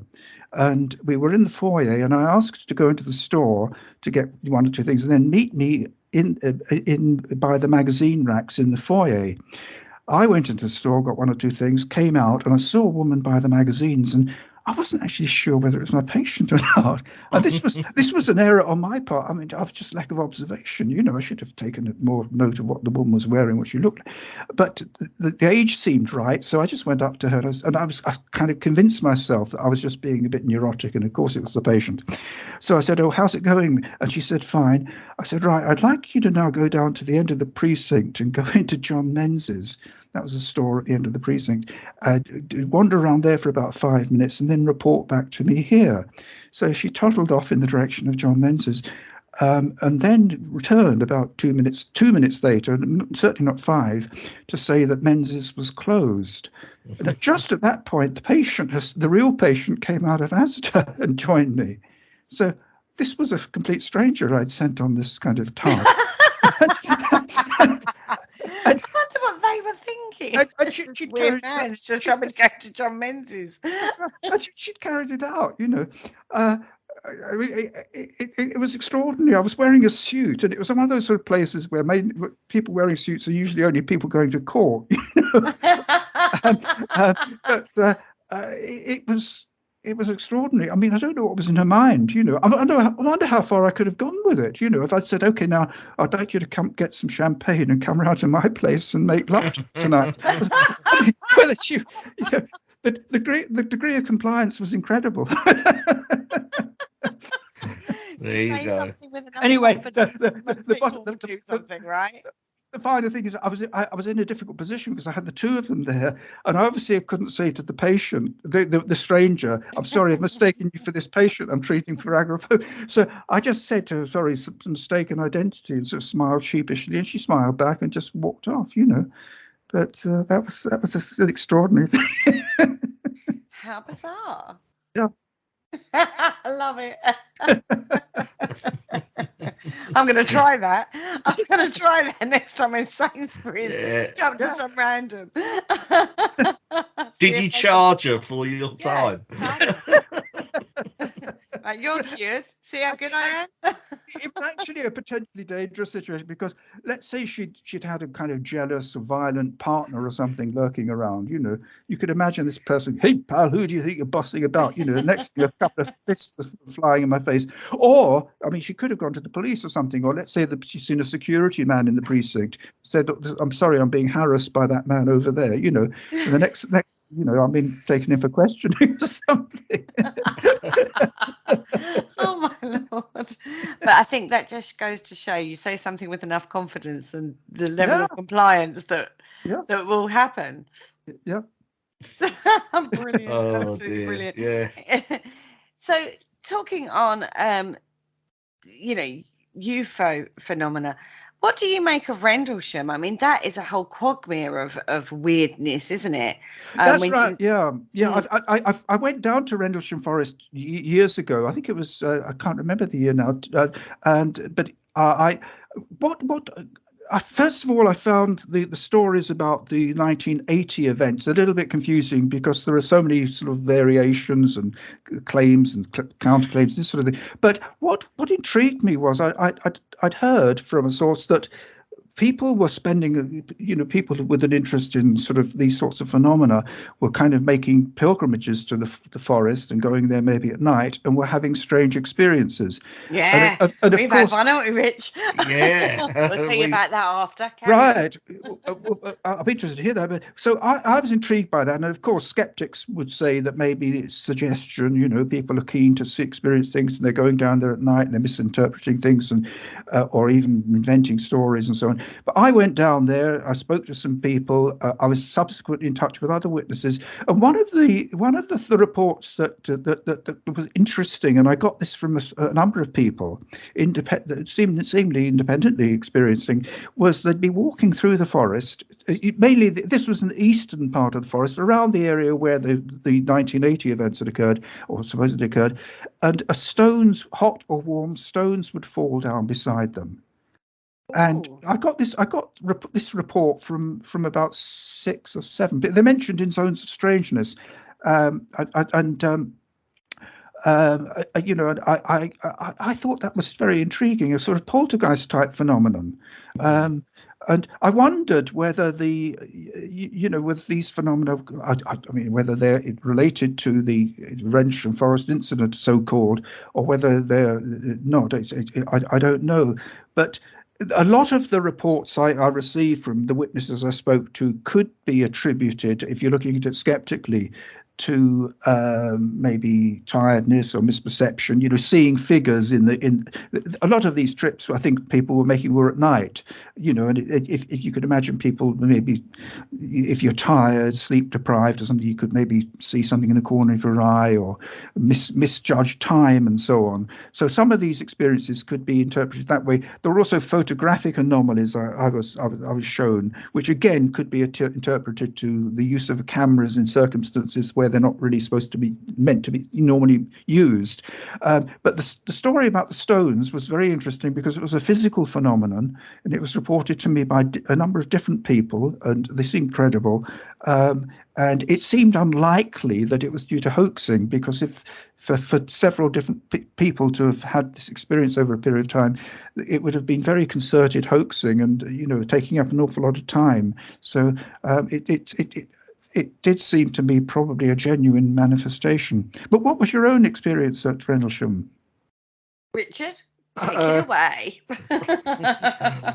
We went down there. We take little road trips occasionally, and we go out and about and sort of places of interest. Yes. Follow our paranormal interests, or just go and visit these places. Not so much, for the hope of seeing stuff, but it just go for the excitement of it. And we ended up at Rendlesham Forest one night, and we went out for our walk, and we followed the UFO trail when we finally managed to pick it up. I mean, yes. we did walk and round the houses to actually find it, but we actually found East Gate. And so we walked from East Gate all the way down to the far end of the forest, where they've got like a UFO monument. Yes. It's a little sort of facsimile of the right. alleged craft that landed. And it was getting quite late, and we thought, well, we'll call it a day and go and walk back to the car. But when we got to the car, and there's this man standing there, and wasn't it, Kerry? Yeah. Do you want to? Yeah, there was a man stood there, and he approached us. It said like a you so and so. We was like, no, and he was like, oh right.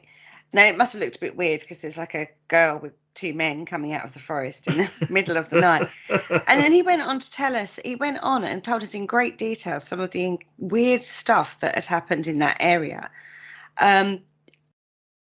Told us one name, told us his name. Mentioned quite a lot of various contacts that we all knew in regard to Rendlesham. So it was like, right, okay, that's, it seems to be quite, connected, shall we say. And I tried to contact him afterwards because we said, come on to a show, talk to us about it. And he was like, yeah, it's absolutely fine. He goes, but I won't be able to do it as myself. I'll have to do it sort of sorry, like sorry. I lost the sounds there for a moment. I didn't hear a few words.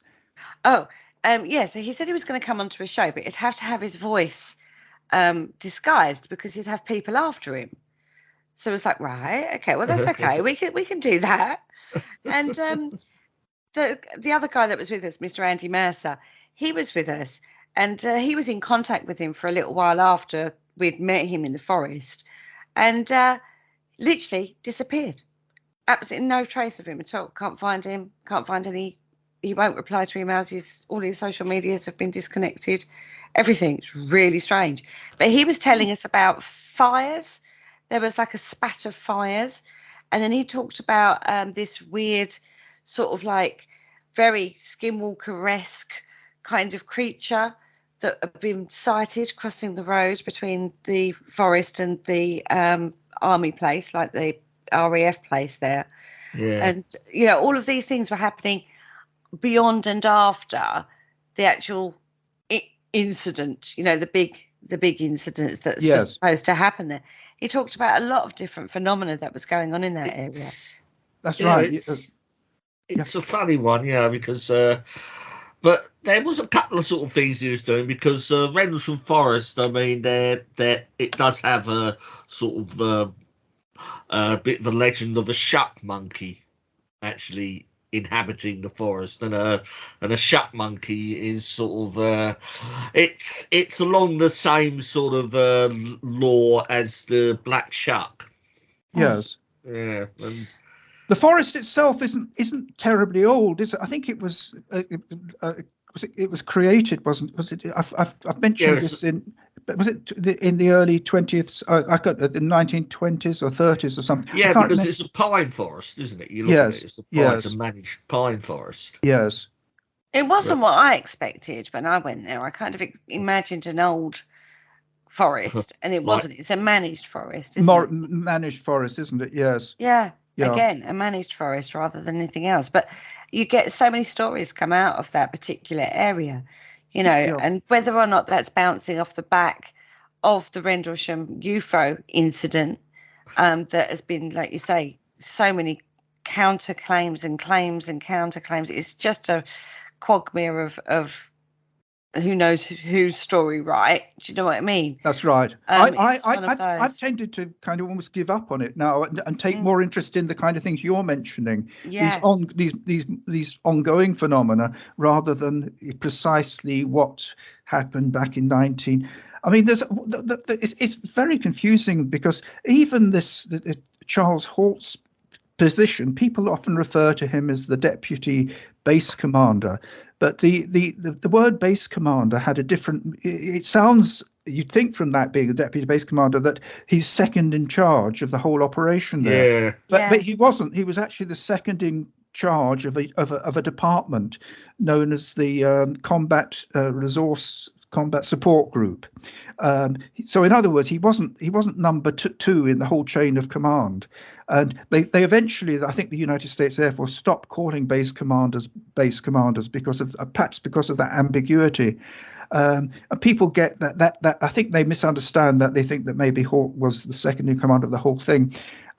They also changed his rank a bit. They often sort of talk about Colonel Hawke. Was he actually, at the time, he was a lieutenant colonel. I mean, it's a minor point, but a little bit of inaccuracy there. So it's, and then there's a great deal of controversy about the testimony of one of the participants, Larry Warren, isn't there? Oh yeah. oh yeah. So I've tended to take more interest in these ongoing reports, of more recent ones. And as I say, I was very interested when I went down there and subsequently to hear about these stories about the. But if you look in zones of strangeness, I think I've mentioned it there, the stones. And that's a phenomenon that's been reported in some poltergeist cases. Yeah, airports, isn't it? Coming through. It's fascinating though when you look at it. I mean, when I was researching East Drive and when I was looking at Enfield, I was trying to see if there were any ufology reports around the same time as that, but that was incredibly difficult to cross-reference. Yes. And try and work out if there was a possibility of that going on at the same time. And you do seem to have people who have had an experience with a UFO, whether that be an abduction scenario or whatever, they do seem to have some form of sensory perception that has been triggered through that. They seem to have ongoing Yes. Experiences after that. It's not just from one incident. They seem to have like a catalogue of that, and we've talked to quite a few over the years, and it's not just that. It seems to start with that and then it goes on from that, like varying encounters or paranormal experiences surrounding them, and that side of it is just fascinating. So it could just be something that's unlocked in their own mind that then makes them open to something that's happening anyway. Yes. It's very difficult. In your years as a psychologist, working with people, did you actually have any phenomena occur whilst you were treating somebody? No, I didn't. I no sort of paranormal phenomena. A few of the patients I spoke to, well, a couple at least, had odd experiences, and because of my interest in this, I took this up with these people and asked them about their experiences. I think they were actually quite grateful to have hear someone taking it seriously. I think a myth about psychologists, I think this comes from the media, where you have the kind of renter-skeptic psychologists that will always appear on, they tend to appear kind of fairly frequently on television as sort of debunkers. I think people tend to wrongly maybe think a psychologist equals skeptic.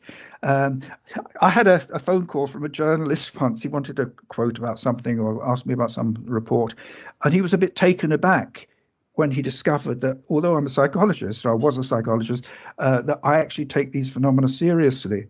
It was a bit of an eye-opener. I think he'd kind of been seduced by this kind of just seeing the same old renter skeptics or psychologists, assumed that all psychologists, and it's not really true. I mean, when I was at work, at my place of work, I used to talk to colleagues about these sorts of things, and most of the people in my department, as far as I could tell, maybe all of them were open-minded. They weren't sort of poo-pooing, dismissive of it. But as I say, one or two of the patients at least had experiences, in some cases quite interesting ones. I remember one, for instance, who he wasn't a patient of mine, actually. It was a patient of a colleague, but the colleague put me in touch with her because of my interest in the subject. She'd had a UFO experience accompanied by missing time and had been quite traumatized by the experience. Another patient, one of mine, had a whole succession of sort of poltergeist type phenomena and a few UFO experiences thrown in as well. So quite a degree of overlap there. Yeah, totally. But we've interviewed quite a few psychologists who have had a huge interest in the paranormal, very open-minded, and I find them the most open-minded people out there, actually. Right. The psychology side of things. Cal Cooper, that's one. Yeah. Andy Mercer is another. Yourself. Terence Palmer. Yes. There's all of these fantastic people that we've actually had a chance to speak to. Absolutely provide a fascinating insight because they've got the knowledge as well as the interest, and those two together, it's just incredible. Some of the speculations and theories and thoughts that is evoked from that. It's just fascinating to me. I had a patient once who had a slight fright. I'd been giving her I'd been asking her to practice some breathing exercises, and she hadn't been carrying them out. And one day she came in and sat down, and suddenly a voice came out of the desk drawer, and it said to the woman, let's say her name was Smith, "This is your conscience speaking, Mrs. Smith. You have not been practicing the breathing exercises." And it was actually a recording.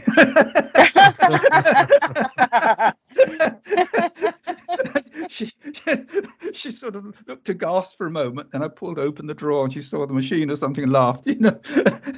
Trouble is with political correctness now, I'd probably be wary of having a gag like that now. You wouldn't be allowed to get away with that now, would you? You'd probably be struck off, Struck off for unprofessional behaviour or something. But how fantastic. I love that. Brilliant. Now, you have written about forests, you've written about roads, you've now written about, zones of strangeness in regards to UFO encounters, and you've talked about curses and coincidences in that area. What's your next area that you're going to be looking at? Well, I've as far as books are concerned, after writing one, I always kind of think I'm not going to do another one because it's such a pain, But I haven't got any ideas for a book at the moment. But I've written a couple of things that I've submitted to magazines or journals. But I've written more articles actually over the years than I have books. Of course, I've only written 4 books, so I don't have a big plan at the moment to write another book. But there may be some idea will come to me or something. But I decided to bring together a theme of cases or something like that. So where can we read your articles? Well, they've appeared in various sort of publications, ranging from the Journal of the Society for Psychic Research, just a few things there, a few things in Fortean Times. There is a magazine and journal of ASAP, that's the Association of the Scientific Study of Anomalous Phenomena, and I've published a few things in their publications. Just a little round of applause for remembering the full title. Yes. We just refer to it as ASAP. Yeah. Yes, that's right. And when you do your articles, is it over just like a specific case, or how do you approach an article? Sometimes it's on a theme. I've written books. I've written articles on things like strange spatial displacements. These are cases where a plane is flying, and maybe then the pilot discovers that he's somewhere where he shouldn't be, and he can't really easily account for how he's got there. And I'll draw cases together, and where there's a common theme. That's sometimes it's one case. For instance, I've written an article about that case in Scotland. I told you about the so-called haunted bothy. Yeah. I've just reported it factually and just said I wasn't able to get corroboration, and I've submitted that to a journal. So it's an open-ended one there, because I don't know what the status of the case really is, but I've just said that, but so it's sometimes individual case reports, but maybe with referencing a few other cases along the way. Sometimes it's maybe a group of cases, or discussing a theoretical notion or something like that in relation to cases like that. Cool. I would just like to say to the people that write these magazines, please make the writing a little bit bigger. Yeah, I agree with you. Yeah. The Fortean Times, for instance, the font's too small for me. Yeah, same here. I have problems. It's a great journal. magazine. But I find it too small. The default font for I use Word, on my computer. The default is 11. That's too small for me. If I write a letter, I go to at least 12. Yeah, 14, thanks. No, I have this with the journal as well. Yeah. For the SPR, the journals that they produce, which is great. Yeah. But I feel I'm not that old. I'm like in my early 50s, and I kind of think, God, do I need one of those big magnifying glasses now to put a magazine under so I can just read it? Can we not put it in bigger fonts, guys? Out there. I mean, I appreciate you're trying to save paper and all that, but really, for us blind people out here, we need bigger writing. I appreciate the authors out there. I must say about the SPR's journal, I mean, I find some of the papers completely unreadable. I don't read them. I might read the abstract, but when it's a sort of a replication study of retroactive psychokinesis in rats or something, it's full of stats and so on. It's incredibly unreadable.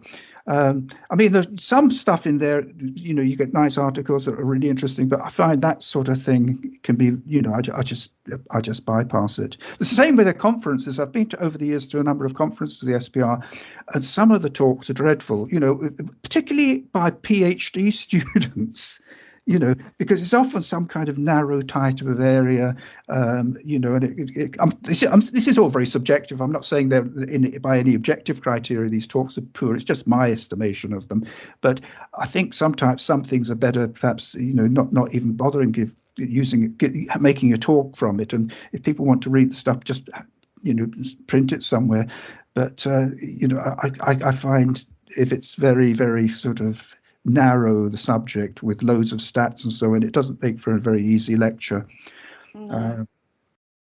No, that's we've tried over the years to sort of like bridge the gap between the, excuse the term, ghost hunting community and the societies that are out there, because there is a huge wealth of information in those societies, and there does need to be a cohesion between everybody's interest in the paranormal to help push the field forward, basically, to help those people who are more academic minded and able to formulate correct ways of doing experimentation and stuff, and actually taking it out into the field to do that. And there does seem to be this issue between the two. There doesn't seem to be any want to do that, or even a meeting in the middle of understanding. Yes. And I find Yes. that very frustrating. I had a fun experience with, I was at an SPR conference once, and there was a chap called John Beloff. He's dead now, but he was a well-known member of the Society for Psychic Research. And there was an evening session. It was related to the idea of life after death. And as we were breaking up, leaving the conference, the room at the end of the presentation, I spoke to John. I didn't know him personally, and I said, "Oh, John," I said, "your grandfather's in your room waiting for you. Wants a quick word with you." John was about 70 or something then, so the likelihood he had a grandfather alive, was impossible, really. But he didn't seem he didn't seem to, he said, "What did you say?" So your grandfather wanted like a word. He was waiting for you. He was in your room. We talk about Pan being the trickster, Peter, but I do feel you have that within you too. No, it was only just a light sort of light thing. It's funny, with humor. I mean, sometimes it can just go. Sometimes people just don't appreciate jokes, do they? I was giving a lecture on hypnosis, and I had a cartoon I'd used. I'd used this cartoon before. It's just I'm not a good I'm not a good artist, but with hypnosis, if you suggest to a patient, say in a clinical setting, that we could use hypnosis, they often sort of have a fear of it. They think have images of Svengali type films and that kind of thing. Maybe loss of control and something terrible will happen or something. And the usual thing is to reassure them that it's just a relaxed state of mind and that kind of thing, that they won't come to any harm. But I was giving this lecture, and I put up a slide, and it was my cartoon, and it was a sinister-looking man with a kind of pointed beard dangling a watch in front of a woman, and the caption was, "I won't get pregnant, will I, doctor?" and no one laughed. I remember when I'd used the same sort of cartoon years previously, people did laugh, and I just wondered whether it was the advance of political correctness, Quite possibly. Probably. Yeah. Quite possibly. So you have to with a sense of humour. People sometimes don't get it, or they don't appreciate it. They certainly don't. Over the years, things have changed dramatically, is all I'm going to say on that one. Yeah. We have actually come to the end of the show, but thank you so much for joining us tonight. And we didn't even touch the corners of your fantastic knowledge, like you've just talked about hypnosis. We haven't even touched that on tonight's show, really. So we'd like to invite you to come back another time and talk to us more in depth about that particular area, if you wouldn't mind. No, that's certainly that's okay. Yes, I'm a bit rusty on it now. My PhD was on hypnosis, but I haven't been involved with the subject for years. But if you don't mind, someone who's a bit rusty on their maybe the latest studies and research, that's okay. But just to warn you, I'm not sort of au fait with everything that's going on in the field at the moment. Not that maybe things have changed a great deal since the old days, but I don't know. No, probably not, but I'm sure it would be fascinating to talk to you about that. If you want to go and find Peter's work, go over there, find Britain's Paranormal Forests, Paranormal Encounters on Britain's Roads, Zones of Strangeness, Curses, Coincidences, and Malign Influences, all available on Amazon or readily available in other book department stores out there. Absolutely fascinating work, well worth going and getting yourselves a copy. Myself and Richard and Paul have got ourselves copies, and we're devouring them as we speak. And trust me, it was my holiday reading your book. Believe it or not, I was on the plane reading that one. Well, that's good. Thank you very much. Really interesting, is what I'm going to say. Definitely recommend Peter's work. Absolutely fascinating. And don't forget, check out other articles in Fortean Times, the Journal of SPR. I can't remember the title of it, but if you're part of the SPR, you get it. So that's absolutely fantastic. And the ASAP as well. Richard, have we got any news to report? Just the usual housekeeping. We have a website. If you go over there, you can get all our backlogs of shows, and I believe we still have a few blogs up there before they're taken down. The blogs will be taken down soon and published into book form.